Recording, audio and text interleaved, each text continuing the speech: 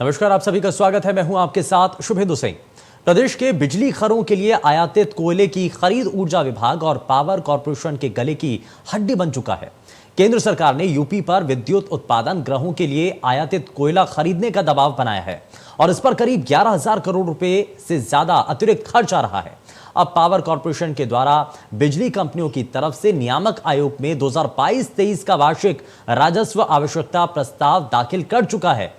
अब ऐसे में 11,000 करोड़ रुपए के संभावित बोझ ने कॉर्पोरेशन के एआरआर का पूरा गणित बिगाड़ दिया है।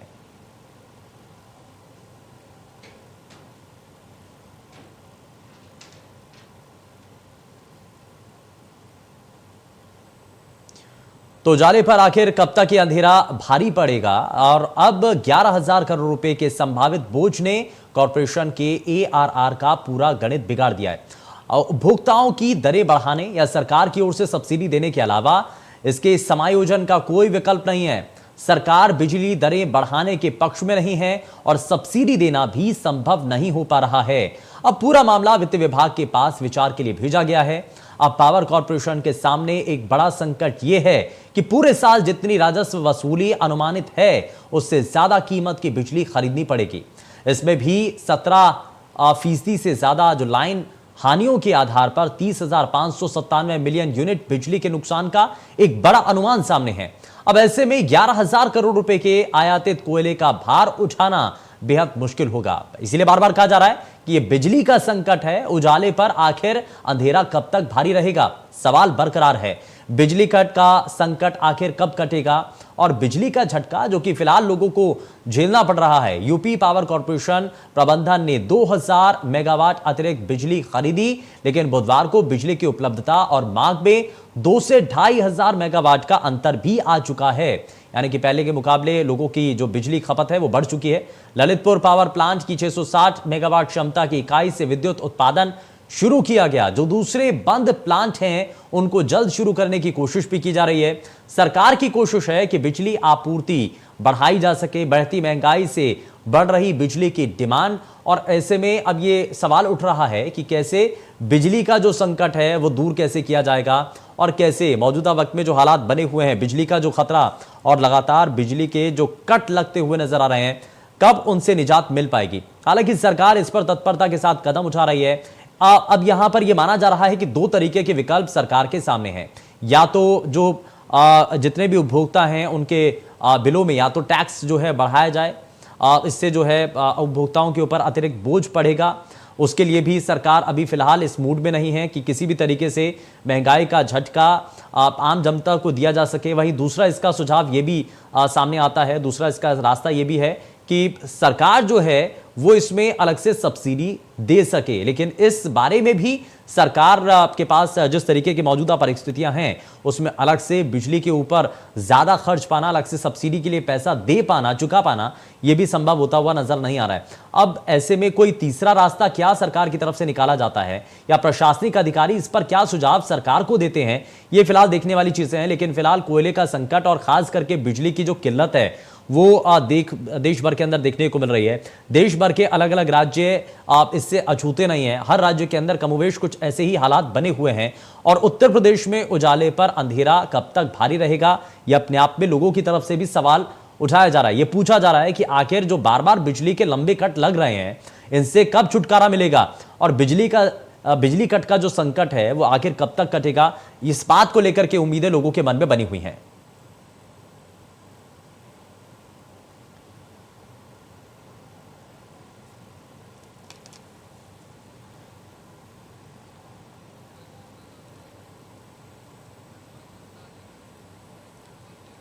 चलिए जरा जल्दी से आगे बढ़ते हैं और ग्राउंड रिपोर्ट आपको दिखाते हैं। मोहित गुप्ता हमारे संवाददाता जुड़ चुके हैं, जरा जल्दी से उनका रुख कर लेते हैं। मोहित, क्या अभी तक बिजली संकट को लेकर के जो हालात आज बनते हुए नजर आ रहे हैं, जो स्थितियां अभी लगातार देखने को मिल रही हैं, लोग अब बिजली कट से परेशान हो चुके हैं। लोगों के मन में सवाल यही है कि बिजली कट का जो ये कलेश है वो आखिर कटेगा कैसे, क्या अभी तक स्थिति है?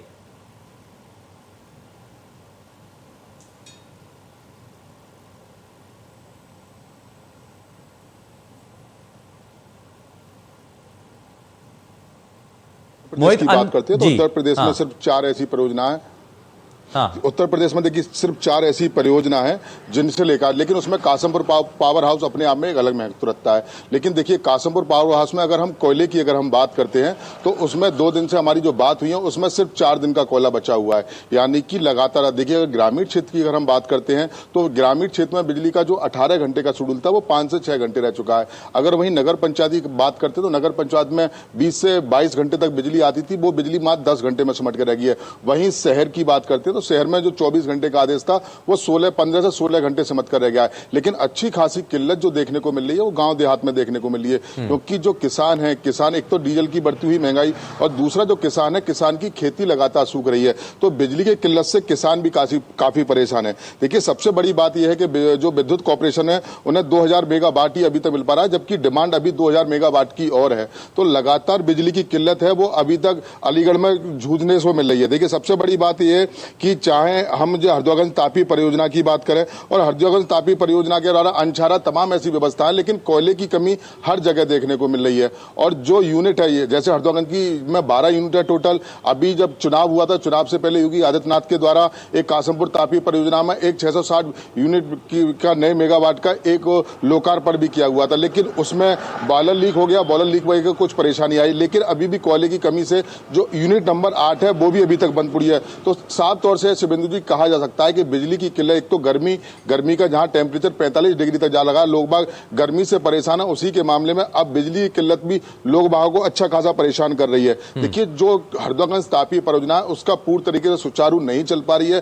कारण यही है कि जो उनको पर्याप्त कोयला चाहिए वो कोयला उनको अभी तक मिल नहीं पा रहा है। देखिए अब उनको 19,000 मैट्रिक टन कोयले की वहां जहां आवश्यकता होती है, सिर्फ हरदोगंज तापी परियोजना में उनको 11,500 मैट्रिक टन ही अभी तक कोयला मिल पा रहा है। तो लगातार यही है कि कोयला की पूर्ति ना होने से पहले कई ऐसी यूनिटें हैं जो अभी तक बंद पड़ी हैं। देखिए जो हमारे बिजली के अभियंता हैं उनसे जब हमारी बात हुई, उनका साफ तौर से यही कहना है कि कोयले की कमी से हरदोगंज तापी परियोजना में कुछ ना कुछ जो उत्पादन है वहां कमी जरूर आई है, लेकिन क्योंकि जो पूरे उत्तर प्रदेश के आसपास रहता है तो हम कहीं से बिजली ले भी सकते हैं और कहीं पर दे भी सकते हैं। लेकिन बड़ा सवाल शुभेंदु जी यही खड़ा होता है, जब कोयला इनके पास पर्याप्त नहीं होगा तो बिजली कहां से आएगी। देखिए जो उत्तर प्रदेश में 4 प्रमुख परियोजना है उसमें से हरदोगंज तापी परियोजना है, वहां जब 15,500 मैट्रिक टन कोयला उनको डेली चाहिए, लेकिन वहां 11,000 मैट्रिक टन ही उनको कोयला मिल पा रहा। तो कोयले की किल्लत से हरदोगंज तापी परियोजना जूझ रहा है और इसका असर पूरी तरीके से जितना असर है वो लोगों पर पड़ता हुआ नजर आ रहा है। सरकार के सामने बड़ी चुनौती है कि इस बिजली संकट को कैसे खत्म किया जा सके, इसका समाधान कैसे निकाला जा सके। हमारे 2 संवाददाता और हमारे साथ कार्यक्रम में जुड़ चुके हैं। सुशील हमारे साथ जुड़ चुके हैं गोरखपुर से, और नोएडा से महेंद्र माही हमारे साथ जुड़ चुके हैं। मैं जरा दोनों के पास वापस लौटूं, लेकिन जरा अवधेश वर्मा जी भी हमारे साथ कार्यक्रम में जुड़ चुके हैं। यूपी राज्य विद्युत उपभोक्ता परिषद के अध्यक्ष हैं। बहुत स्वागत है अवधेश शर्मा जी आपका कार्यक्रम में। जरा जल्दी से एक रिएक्शन मैं आपसे लेना चाह रहा हूं। ये जो बिजली कट का संकट नजर आ रहा है ये आखिर कब खत्म होगा, और बिजली को लेकर के जो परेशानी है, एक तरफ कोयले का संकट जो कि हमारे संवाददाता मोहित गुप्ता बता रहे थे कि जो अभी तक की स्थितियां हैं कोयले को लेकर के कमी तो देखने को मिल रही है, लेकिन कोयला मंत्री इस पर कहते हैं कि कोयले की कहीं से कहीं तक कोई कमी नहीं है। तो अब इसमें जनता ये समझना चाहती है कि कोयले की कमी नहीं, दूसरी तरफ कहा जाता है कि कोयला कम है, लेकिन बिजली कट लगातार लगते हुए नजर आ रहे हैं। अब इसमें स्थिति क्या है, असल मायने में क्या सिचुएशन बनी हुई है? देखिए जहाँ तक सवाल है मैं आपको बता देना चाहता हूँ, उत्तर प्रदेश के मामले में रोज लगभग 87,900 मैट्रिक टन कोयला उत्तर प्रदेश को चाहिए। लेकिन अगर उत्तर प्रदेश को जो मिलने वाला कोयला है वो लगभग 61,300 मैट्रिक टन है, यानी कि 30% कोयला कम मिल रहा है। मतलब हमको 15 रैक रोज चाहिए, 15 ट्रेन हमको रोज कोयला चाहिए। अभी जब माननीय मुख्यमंत्री महोदय दिल्ली में रेल मंत्री और कोयला मंत्री से मुलाकात की थी तो उन्होंने यही बात कही थी कि हमें 15 रैक कोयला चाहिए। अब सवाल है कि जिस प्रकार से 15 रैक कोयला लगातार अनवरत अगर हमको मिलता रहा तो निश्चित तौर पर हमको कोयले की कोई कमी नहीं होगी। लेकिन वर्तमान में अभी मानक के आधार पर जो हमारे पास कोयला होना चाहिए उत्पादन गृहों के पास वो नहीं है। वो तभी संभव हो पाएगा जब लगातार 15 रैक कोयला हमको रोज मिले। अब दूसरी बात यह है कि एक तक हमारे कोयला मंत्री 6 अप्रैल को लोकसभा में कहते हैं कि देश में कोयले का कोई भी संकट नहीं है, डिमांड चाहे जितना बढ़ जाए। दूसरी तरफ 12 तारीख को एक डिसीजन होता है आरकेसी ऊर्जा मंत्री की अध्यक्षता में कि उत्तर प्रदेश में विदेशी कोयला खरीदा जाए। अब सवाल ये आता है कि ये विदेशी कोयला खरीदवाने के लिए ही केवल राजनीति की जा रही है। विदेशी कोयला के बारे में मैं आपको स्पष्ट कर देना चाहता हूँ, अगर देशी कोयला हमारा 3,000 रुपया प्रति टन है तो विदेशी कोयला जो है वो लगभग 19,000 रुपया प्रति टन तक जाएगा, लगभग 12 गुना ज्यादा। और हमारी बिजली दरों में 1 रुपया प्रति यूनिट तक बढ़ोतरी अब हमने इसके मामले में विद्युत नियामक आयोग में याचिका लगाई। जब विद्युत नियामक आयोग ने इसमें पूछा कि भाई कैसे पुरानी मशीनों में आपका ये कोयला चलेगा और इसका जो भार आएगा ये कहाँ जाएगा, अब उत्तर प्रदेश उत्पादन निगम जो है पावर कारपोरेशन नहीं, इसमें तो सर अवधेश शर्मा जी, अवधेश जी, ये कहा जा रहा है कि डबल इंजन की सरकार है प्रदेश में भी और केंद्र में भी, तो अगर कहीं कोयले का संकट है तो केंद्र के द्वारा तो उसका हल किया जा सकता है, तो डबल इंजन की सरकार होने का इसमें फायदा तो मिलना चाहिए। बिल्कुल आपने तो सही कहा कि डबल इंजन की जो सरकार है शुभेंदु जी, उसका हमें लाभ मिलना चाहिए। यही बात मैं बार बार प्रदेश के मुख्यमंत्री महोदय से मैं मांग कर रहा हूँ कि मुख्यमंत्री महोदय आप केवल अगर जिस दिन आप पूरा मोर्चा, जैसे आपने एक दिन संभाला, लगातार आप मोर्चा सब चीजें संभालेंगे, मुझे पता है कि उत्तर प्रदेश को कोयला उनको देना पड़ेगा, लेकिन दिल्ली में कुछ ऐसी ताकतें हैं जो विदेशी कोयला खरीदवाने में लगी है। हमारे देश के जो ऊर्जा मंत्री आर.के. सिंह वो रोज मीटिंग करके कहते हैं कोयले का टेंडर उत्तर प्रदेश में क्यों नहीं निकला। एक तरफ जवाब कह रहे हैं कि उत्तर देश में कोयले की कमी नहीं है, तो फिर विदेशी कोयला खरीदवाने के पीछे क्यों पड़े हैं। जबकि एक उत्तर प्रदेश विद्युत नियामक आयोग में हमारी एक याचिका उपभोक्ता परिषद की तरफ से, यानी कि आप ये कह रहे हैं ये जो पूरा खेल चल रहा है ये विदेशी कोयलों को खरीदने को लेकर के है।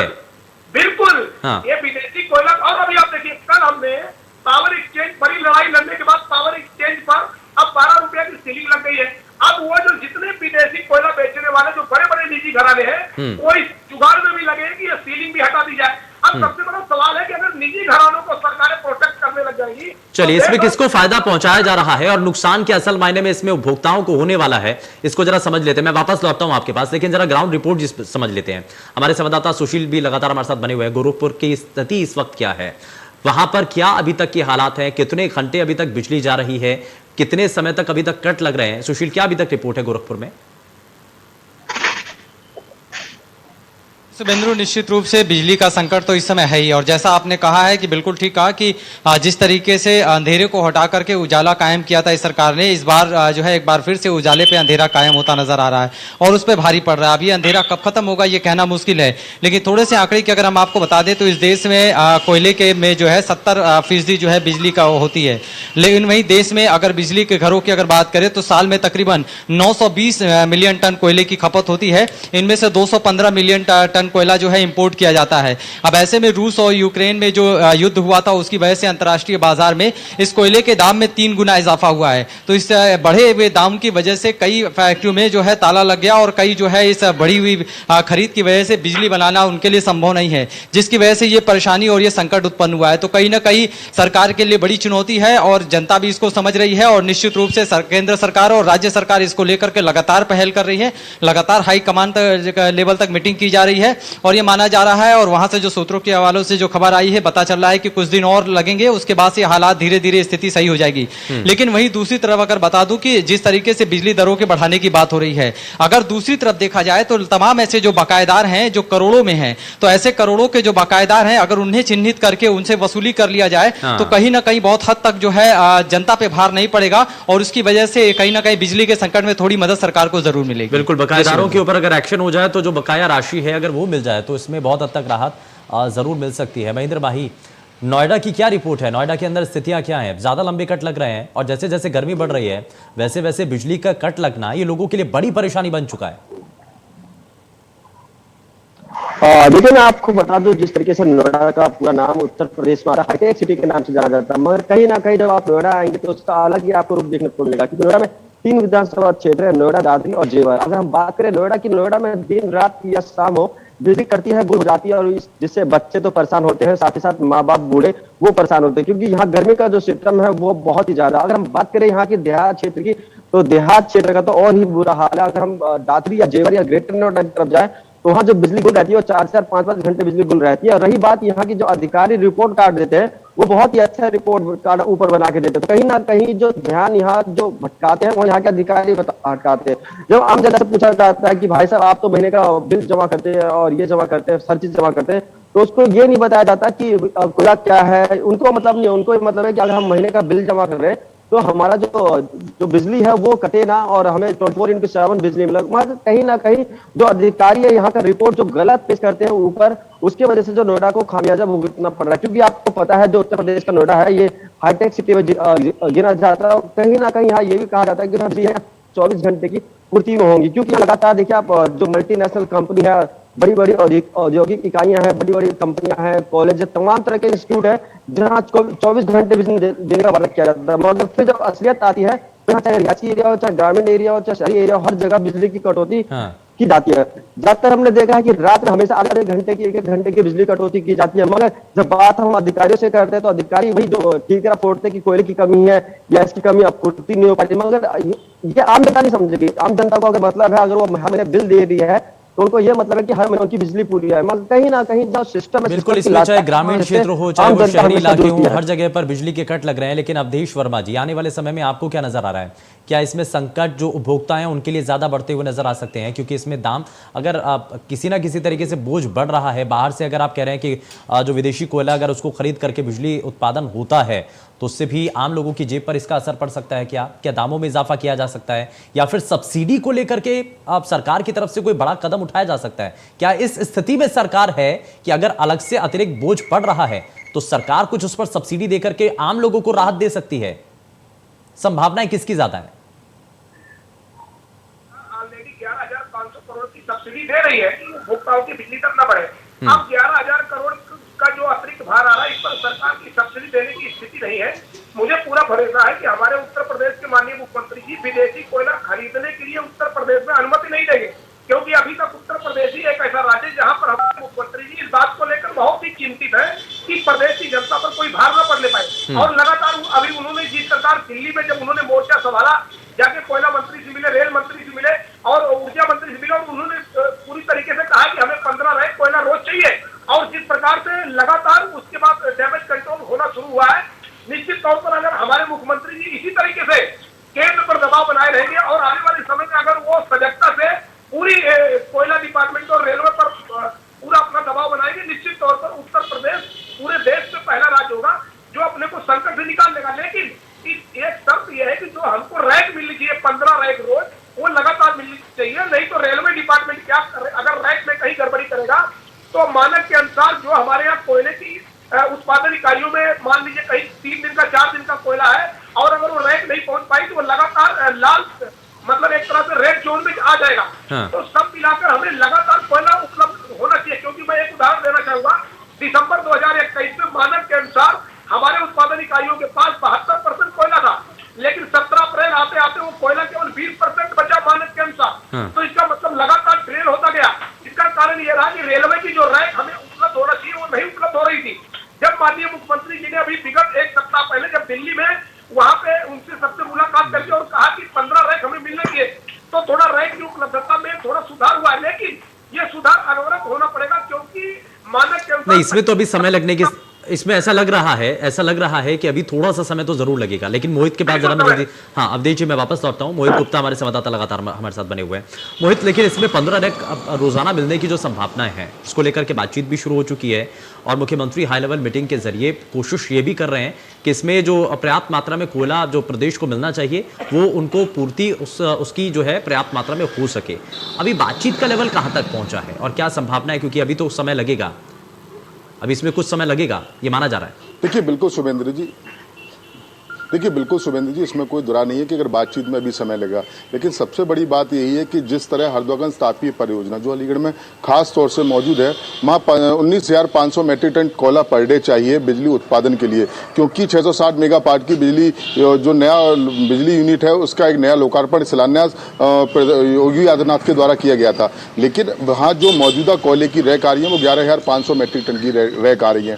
अब ये समझिए जिस तरीके से जहां उत्पादन के लिए 19,500 मैट्रिक टन कोयला चाहिए, वहां 11,500 मैट्रिक टन कोयला आ रहा है और वो भी कोयला के लिए अभी 4 दिन बाकी हैं। 4 दिन बाद अगर कोयला बाई चांस नहीं आ पाता है तो बिजली संकट कितना चरमरा जाएगा, ये अपने आप में एक बड़ा सवाल प्रश्न होता है। लेकिन फिलहाल अगर हम ग्राउंड जीरो की अगर बात करते हैं और गाँव देहात के लोगों की बात कर लें, उनका जो जनजीवन है वो बाकी बिल्कुल तौर से अस्त व्यस्त हो चुका है, क्योंकि जिस तरीके से खेती में पानी लगाने के लिए किसान को बिजली की जरूरत है और बिजली ट्रप बाई ट्रप आ रही है, यानी कि कभी अगर 15 मिनट की बिजली आती है तो आधा घंटे का ट्रप हो जाता है। तो लिहाजा जो टूअल हैं जिनको वो टूअल के माध्यम से वो अपने खेत तक पानी ले जाते हैं, तो इसके जो कट बाई कट जो बिजली चल रही है उनके प्रॉपर जो टूअल से पानी है वो खेत तक उनके तक नहीं पहुंच रहा, तो फसल सूखने का प्रावधान यहाँ लगातार चल रहा है। और देखिए सबसे बड़ी बात, जहाँ देहात में 18 घंटे बिजली आती थी, अब बिजली 5 से 6 घंटे आ रही है। और सबसे बड़ी बात यही है कि जो बिजली उपभोक्ता है वो बाकी बहुत ज्यादा त्रस्त आ गए हैं, क्योंकि मामला यही है कि जो उनकी बिजली से चलने वाले कारोबार हैं या जो इलेक्ट्रॉनिक्स के चलने वाले कारोबार हैं वो बाजार में भी खास तौर से उसका रेल देखने को मिल रहा है कि बिजली ना होने पर से बाजार का कारोबार भी है वो भी ढीला होता हुआ नजर आ रहा है। लेकिन फिलहाल कोयले की हरदुआगंज तापी परियोजना में कोयले की सबसे ज्यादा जरूरत कोयले की है, क्योंकि लगातार वहां पे जो कोयला जो आने वाला है वो कोयला अपनी मात्रा से बाकी कमा रहा है। ठीक है, मैं जरा जल्दी से एक रिएक्शन में सुशील आपसे ले रहा हूँ, क्योंकि ये हम देखते हैं कि हर साल जब भी गर्मियों का समय आता है तो उस वक्त जो बिजली की खपत है ना वो ज़्यादा बढ़ जाती है।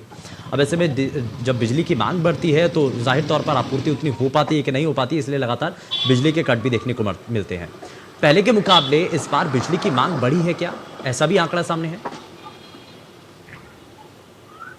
बिल्कुल ठीक कहा शुभेंद्र आपने, क्योंकि जिस तरीके से इस बार गर्मी पड़ी है, जिस बड़े जो है अप्रैल से पहले यानी मार्च के लास्ट वीक से ही गर्मी शुरू हो गई है, और जो गर्मी लोगों को मई जून में एहसास होती थी वो अप्रैल में जो है एहसास होने लगी। तो कहीं ना कहीं जो बढ़ती गर्मी की वजह से जो कंजेशन बढ़ा है, चाहे एसी हो या कूलर हो या फ्रिज हो, उसकी वजह से कहीं ना कहीं बिजली की खपत और ज़्यादा बढ़ी है। एक तो कोयले की कमी, दूसरे गर्मी की वजह से जो है बिजली की खपत जब ज़्यादा बढ़ी है तो कहीं ना कहीं उसकी डिमांड बढ़ने से उसकी जो परेशानियाँ हुई वो सामने खड़ी हो रही हैं, और निश्चित रूप से इसका खामियाजा सभी को भुगतना पड़ रहा है। तो कहीं ना कहीं गर्मी का इसका सबसे बड़ा कारण है कि जो समय से पहले जो गर्मी पड़ गया, और आप समझ सकते हैं कि मई अप्रैल में ही पारा जो है 45 के पार था, तो आप समझिए कि मई और जून के हालात क्या होंगे। मई अभी स्टार्टिंग है और अभी जो है किस तरीके की गर्मी पड़ रही है, इसकी वजह से निश्चित रूप से चाहे वो छोटे ऑफिस हों या फिर जो बड़े खाद कारखाने हों या फैक्ट्रियाँ हों या घर हों, उन सभी जगहों पर कहीं ना कहीं 24 घंटे एसी चल रहे हैं। तो उस एसी की वजह से कहीं ना कहीं बिजली का जो खपत है वो ज़्यादा बढ़ा है, और यही सबसे बड़ा कारण जो है माना जा रहा है कि भीषण गर्मी की वजह से बिजली की खपत ज्यादा बढ़ी है। अब इसका दूसरा पहलू भी समझ लेते हैं। अवधेश वर्मा जी, ये तो पहले से पता था ना कि गर्मियां ज्यादा बढ़ेंगी तो मांग ज्यादा बढ़ जाएगी, तो पहले से मुझे लगता है कि शायद इसमें तैयारियों में थोड़ी सी कहीं चूक रह गई क्या? देखिए, जहां तक सवाल है, सभी को पता है मार्च अप्रैल मई के महीने में कहीं भी उत्तर प्रदेश में बर्फ तो गिरती नहीं, निश्चित तौर पर गर्मी का महीना है और हमेशा ये ऐसा आता है। और जहां तक सवाल मैं आपको बता दूं मांग बढ़ने की, तो अगर मैं बात करूं तो उत्तर प्रदेश में 24,000 मेगावाट तक का वो देखा है। अभी हम 22,000 23,000 में अगर हिल रहे हैं तो निश्चित तौर पर स्थितियों को संभालने में, समन्वय स्थापित करने में सबको बहुत सजगता से लगना पड़ेगा। लेकिन एक चीज आपको बताना चाहूंगा, हाँ, लेकिन बड़ा सवाल यही है कि अब बिजली का ये जो संकट है ना वो दूर कैसे होगा, इसके लिए क्या तत्परता के साथ कदम उठाए जाएंगे। खैर, बहुत शुक्रिया, हमारे साथ हमारे संवाददाता जुड़े और एक खास मेहमान हमारे साथ लगातार कार्यक्रम में बने रहे। बहुत शुक्रिया कार्यक्रम में जुड़ने के लिए। लेकिन बिजली के संकट को लेकर के तस्वीर बड़ी है। उत्तर प्रदेश के मुख्यमंत्री योगी आदित्यनाथ लगातार बैठकों के जरिए कोशिशें कर रहे हैं कि बिजली की आपूर्ति प्रदेश के अंदर पहले के मुकाबले बढ़ाई जा सके, ताकि बिजली के लगने वाले इन कटों को दूर किया जा सके। पेशकश में फिलहाल के लिए बस उतना ही। नमस्कार।